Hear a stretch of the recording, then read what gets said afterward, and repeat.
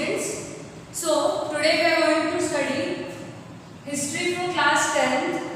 This video is continual for 16 Mahajanpads. We had studied in the earlier video. जैसे कि हमें पता है कि पहले वाले वीडियो में हमने 16 महाजनपद के बारे में पढ़ा था और ये पार्ट उसी चैप्टर के आगे कंटिन्यूड है. So first of all foremost information कि ये जो चार्ट है, ये table as it is you have to draw in your notebook and this is sufficient as notes.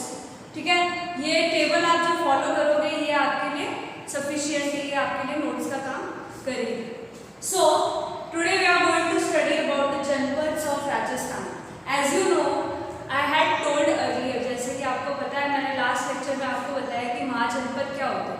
महाजनपद आज जैसे एक स्टेट है, वैसे ही उसी स्टेट को हम पहले महाजनपद बोलते थे. सो राजस्थान अपने आप में खुद एक स्टेट है, तो जनपद वो होगा जो डिस्ट्रिक्ट का काम करेगा. ठीक है, तो राजस्थान में कौन से जनपद थे आज हम देखते हैं. So first one is Jangal, right? Jangal. So this Jangal Janpad has reference in Mahabharat period. So कौन से period में reference मिलता है हमें इसका? महाभारत period में. So this is Jodhpur and Bikaner area. कौन सा area है? जोधपुर और बीकानेर का area है और जिसका capital क्या था? Ahichhatrapur, which is now present day Nagaur. Jangal का capital है आपका अहिछत्रपुर, जिसको प्रेजेंट डे हम नागौर बुलाते हैं. Next is Matsya. So Matsya is present day Jaipur. Okay, so this Matsya janapada included Alwar and parts of Bharatpur also. मतलब मत्स्य जनपद में आपका अलवर और कुछ भरतपुर के हिस्से भी इंक्लूडेड थे. And it's capital is Viratnagar, जिसको हम प्रेजेंट डे बैरट बोलते हैं. ठीक है, क्या बोलते हैं? Bairat. Next, later part of Magadh empire, मतलब मत्स्य एम्पायर को बाद में मगध एम्पायर में मिला दिया गया. Next, Shurasena. So this is Brij region. Brij आपको पता है ना कौन सा रीजन है जहाँ से कृष्ण भगवान बिलोंग करते हैं, तो वो आपका कृष्ण ब्रिज या शूरसेन जनपद होगा. सो उसका capital Mathura, where lord Krishna was born, and he belonged to Yadav dynasty. Which dynasty? Yadav dynasty. Yadav के वंशज थे वो. So शूरसेन में राजस्थान के कौन से पार्ट्स इंक्लूडेड थे? वो थे Bharatpur, Dholpur, Karauli and eastern Alwar. Then Shivi, this is the last. जैसे हमें क्या पता चल रहा है कि राजस्थान को कितने जनपद में डिवाइड किया गया था? 4 janapada. So Shivi is now Mewar region. कौन सा रीजन है? जैसे चित्तौड़गढ़ जो महाराणा प्रताप के से हम जोड़ सकते हैं, उस रीजन को हम बोल रहे हैं Shivi region. So it was earlier included, जो एंशियंट ओल्ड शिवी जनपद है वो पार्ट ऑफ पाकिस्तान है, और अब वो न्यू जो है आपका जनपद शिवी वो है Mewar region. Okay, so its capital is Nagari near Chittorgarh. Chittorgarh के पास नागरी नाम का एक गांव है, वो इसका कैपिटल है. सो शिवी प्लेस से रिलेटेड हमें 5 केव एडिक्ट्स. केव एडिक्ट्स मतलब क्या? कुछ केव्स होते हैं. केव मतलब आप गुफाएं जानते हैं ना, गुफाएं होती है और उन गुफाओं में कुछ लिखा होता है. सो उसे हम बोलते हैं केव एडिक्ट्स. सो शिवी से रिलेटेड हमारे पास 5 केव एडिक्ट्स है. कितने केव एडिक्ट्स है? 5. So those 5 edicts are in Brahmi script. ये लैंग्वेज है, जैसे हम आई लिखते हैं तो वो देवनागरी स्क्रिप्ट होता है. इसके जैसी एक लिखने की लैंग्वेज होती है जो कि ब्राह्मी स्क्रिप्ट. सो वो कहाँ पाए गए हैं? Mandsaur. And where is Mandsaur? Madhya Pradesh. So this was all about the janapadas of Rajasthan.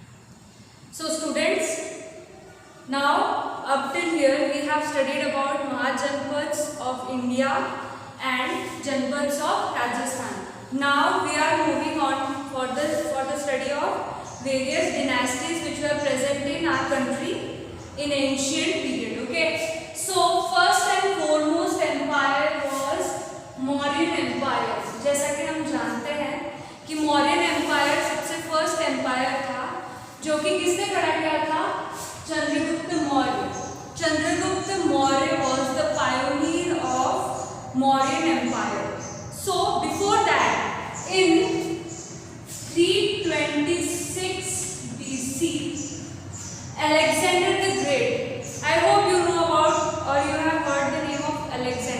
Alexander the great जो कि मैसिडोनिया के किंग थे, जिसे हम हिंदी में क्या जानते हैं, सिकंदर के नाम से जानते हैं, वो इंडिया की तरफ भी आए हुए थे। कौन से साल में? 326 BC।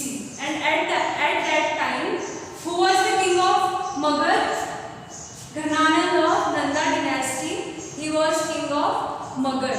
And after that in 322 BC, उसके 4 साल बाद ही Chandragupta Maurya defeated Ghananand of Nanda dynasty and acquired Mauryan empire of Magad. Did you get that? So उसके बाद अब चंद्रगुप्त मौर्य का एम्पायर या रूल वहाँ पर चलेगा। So उस time Greek ambassadors, as you know, Alexander the Great, he was Greek person, okay? यूनान जिसे हम बोलते हैं हिंदी में, he was यूनानी और Greek person. So he left some of the ambassadors, मतलब वो तो चले गए अपने कंट्री वापस या कहीं दूसरी जगह, और उस जगह अपने कोई रिप्रेजेंटेटिव्स को वहाँ पर छोड़ के गए देख रेख के लिए, कि जो पार्ट्स उन्होंने एक्वायर किए उसकी देखभाल करने के लिए वो अपने कुछ रिप्रेजेंटेटिव्स को वहाँ पर छोड़ के जाते हैं, और उन रिप्रेजेंटेटिव्स को हम क्या बोलते हैं? एम्बेसडर्स। सो एम्बेसडर्स कौन थे उस time? Seleucus Nicator. Who was the ambassador? Seleucus Nicator. Seleucus Nicator को 305 BC में चंद्रगुप्त मौर्य ने हराया। He defeated Seleucus Nicator and in return, हार गए थे ना Seleucus Nicator, तो उन्होंने एक समझौता किया। वहाँ पे एक ट्रीटी या एग्रीमेंट हुआ, और उस एग्रीमेंट में बहुत सारे रीजन्स जैसे अफगानिस्तान या बहुत सारे पार्ट्स चंद्रगुप्त मौर्य को मिले वहाँ पर, और उसी के साथ सेल्यूकस निकेटर की बेटी हेलेना जिसका नाम है, उसकी शादी भी चंद्रगुप्त मौर्य के साथ हो गई। So do you get this? Then Seleucus Nicator appointed Megasthenes as ambassador for Chandragupta Maurya's court। Seleucus Nicator ने किसे अपॉइंट किया? मेगास्थनीस को, और मेगास्थनीस की बुक हम जानते हैं, उसका नाम है indica. So I hope you have understood till here. So what was the territorial extent? Territorial extent मतलब उनकी जो जगह थी, उनका जो राज्य या एम्पायर था, साम्राज्य, वो कहाँ तक फैला हुआ था? तो it was from Kabul. Kabul जैसे आप जानते हो ना, अफगानिस्तान से लेकर बंगाल तक, मतलब यहाँ अफगानिस्तान है और यहाँ बंगाल है। So this entire part was in Mauryan Empire, and from Kashmir, जैसे कश्मीर यहाँ ऊपर है और विंध्य यहाँ बीच में है मध्य प्रदेश के पास। सो इतना सारा पार्ट मौर्यन एम्पायर में इंक्लूडेड था। It was included in Mauryan empire. So Chandragupta Maurya also invaded south.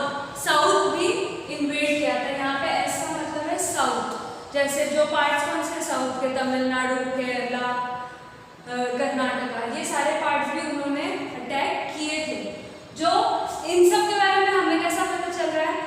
इसलिए पता चल रहा है क्योंकि वहाँ पर 2 तमिल टेक्स्ट है जो हमें इसके बारे में बता रहे हैं। So which are those 2 Tamil text? So Ahananuru and Murananuru, this are 2 books in Tamil जो बताते हैं कि Chandragupta Maurya also invaded southern region of India. Then religion embraced means Chandragupta Maurya ने कौन सा रिलीजन फॉलो किया? Religion was very important in ancient India, so please keep in mind it is very important to know about the religion embraced by the emperor. मतलब उन्होंने क्या developments किए cultural. So he embraced Jain religion in last days, मतलब जब वो बूढ़े हो गए थे तो उन्होंने जैन रिलीजन का रास्ता चुन लिया था। So Jain religion in last days, and where he died? He died in 298 BC. 298 BC ये year है in which he died, and when he died at Shravanbelagore. So this place is in Mysore province. Which province? Mysore province. Mysore जो कि कर्नाटक में है, वहाँ पर ये श्रवणबेलगोला है। ये जैन रिलीजन के लिए बहुत इंपॉर्टेंट प्लेस है। यहाँ पे बहुत बड़ा बाहुबली भगवान का स्टैचू है। बाहुबली कौन थे? जैनों के सेकंड तीर्थंकर थे। सो उनका स्टैचू है यहाँ पे बहुत बड़ा। तो ये जैन रिलीजन के लिए बहुत important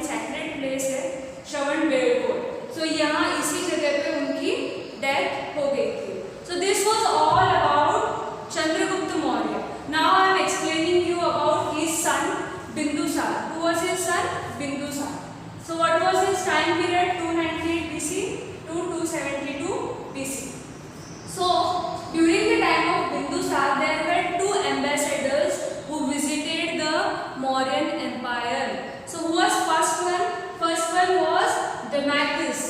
Demachus was Greek ambassador. मतलब जैसे मैंने बोला ना आपको, एम्बेसडर कौन थे? जो अगर किसी ने इन्वेड किया है टेरिटरी को तो वो अपने वहाँ पर रिप्रेजेंटेटिव्स को छोड़ के जाते थे संभालने के लिए. सो वो कौन था? ग्रीक एम्बेसडर था डेमास्कस. और Egyptian ambassador was Dionysius. Do you get this? Then territorial extent, this was all included in his territory. And extra what he did, extra क्या किया उन्होंने? तक्षशिला, जो कि प्रेजेंट डे हम जानते हैं पाकिस्तान में है, तो तक्षशिला को भी ऐसे एविडेंसेस है कि तक्षशिला में भी वहाँ पे रिवॉल्ट हुआ था और उसको भी उन्होंने अपने एम्पायर में इंक्लूड कर लिया था.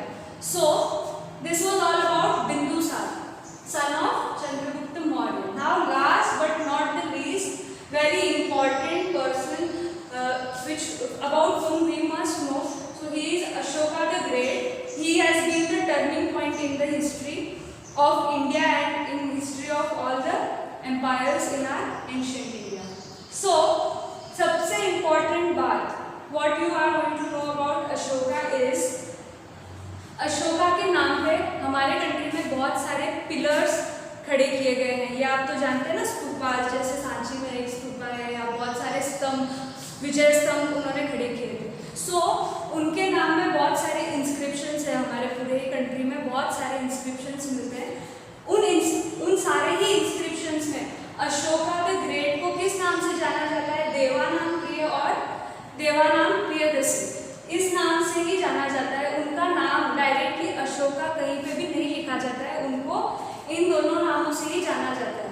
बट इसमें भी एक बात है कि there are two places like Maski and Gujjar. ये जो इंस्क्रिप्शंस है ये जगह के नाम है, और यहाँ पे इंस्क्रिप्शंस आप जानते हैं ना कि जैसे एक रॉक होता है उसके ऊपर कुछ लिखा जाता है किसी पर्सन के बारे में, उसके अच्छे कामों के बारे में. So those are the inscriptions and this two inscriptions have written the name Ashoka. Ashoka नाम सिर्फ इन दो इंस्क्रिप्शंस में ही लिखा गया है, और बाकी सारे इंस्क्रिप्शंस में नाम है देवानाम प्रिय और Devanam Priyadarshi. So later what is the territorial extent? It is Kashmir and Khotan empire, Afghanistan's large part and rest of India. This all was included in Ashoka's empire, in Mauryan Empire. So all the parts of India except South India, मतलब South India को छोड़ के पूरा India का part Mauryan Empire में include किया गया था. So which are the southern parts? They are Chera's Empire, Pandya's Empire, Kerala and Chola Empire. So these are also very important dynasties. We are going to learn later about those dynasties. Now, what was the turning point in Ashoka's life? As you all are aware about the Kalinga War. Kalinga War के बारे में तो आप लोगों ने सुना ही होगा, जो कौन से साल में हुआ था? 261 BC में हुआ था. So कलिंगा वॉर, जिसमें कलिंगा की जो प्लेस है, जो अभी मॉडर्न डे ओडिशा जिसे हम बोलते हैं, वो तो उन्होंने जीत लिया था. बट क्या हो गया था? वो जीत लिया बट उसमें बहुत सारे लोगों की डेथ हो गई, बहुत सारे बच्चे अनाथ हो गए, and many children got orphaned, many women got widowed, many mothers lost their son in the war. So ये सब देख के, ये सारी चीज़ें देख के, by seeing all this bloodshed, Ashoka was really upset, और ये बहुत ज़्यादा अपसेट हो गए थे. और उसके बाद इन्होंने क्या किया? He decided that he is going to embrace the religion of Buddhism. Which religion? Buddhism. उन्होंने उसके बाद बुद्धिज्म का रास्ता लिया. He studied about Dhammas and all. He laid down the principles to lead the life. उसके बाद उन्होंने अपने लाइफ को अलग से जीने के लिए प्रिंसिपल्स एक्सेप्ट किए, और वो सारे बुद्धिज्म रिलीजन से रिलेट करते हैं. एंड उस टाइम जब कलिंगा वॉर हुआ, who was the king? It was Nandraj. And इसके बारे में हमें कौन से रिकॉर्ड्स में पता चल रहा है? हत्ती गुफा रिकॉर्ड्स. ये कहाँ पर है? ये है उड़ीसा में ही है ये रिकॉर्ड्स, केव्स में. और उसके बाद there is lot of work done by Ashoka the Great. So what work has he done? He has built 4 residents for Ajika Barabar Hills जो कि I think it's in Bihar part, so वहाँ पर उन्होंने बहुत सारे केव रेसिडेंट्स, मतलब मॉन्क्स या साधु संत होते हैं उनके रहने के लिए बहुत सारे केव्स बनाए हैं, विहार बनाए हैं. So there are 4 such at Barabar Hills. और minor rock edicts, there are major rock edicts and minor rock edicts. Major rock edicts तो बड़े रॉक एडिक्ट्स होते हैं. रॉक मतलब पत्थर, और पत्थर के ऊपर अगर किसी के बारे में कुछ लिखते हैं तो उसे हम बोलते हैं रॉक एडिक्ट. तो एक तो मेजर रॉक एडिक्ट होता है और एक माइनर रॉक एडिक्ट होता है. तो माइनर रॉक एडिक्ट्स में हम अशोका को किस नाम से जानते हैं? Buddha Shakya. What? Buddha Shakya. And in all the major rock edicts we know him by the name Devanam PLC. So which religion he had embraced? I had already told you that he had embraced Buddhism as his religion. He turned towards Buddhism. और Buddhism को उन्होंने पूरी दुनिया में भी, जैसे south east Asia में बहुत ज़्यादा फैलाया भी है. And according to Kalhan, who was Kalhan? He was the king of Kashmir and he had written one book, राज तरंगिणी. उन्होंने एक बुक लिखी थी राज तरंगिणी, और उस बुक के हिसाब से अशोका ने बुद्धिज्म एक्सेप्ट करने से पहले क्या एक्सेप्ट किया था? वो शिव भगवान के भक्त थे. He was the devotee of Lord Shiva. So Mauryan dynasty is very important dynasty in ancient history of India. And stepping aside, you have to see this entire stuff very properly. You have to write down. ये आपको as it is draw करना है table, and ये आपके लिए notes का काम करेंगे. So this is your work कि you have to earlier जनपद जो दिए थे, those you have to write in notebook, and this entire chart you have to copy down in the notebook. Thank you so much. We shall continue with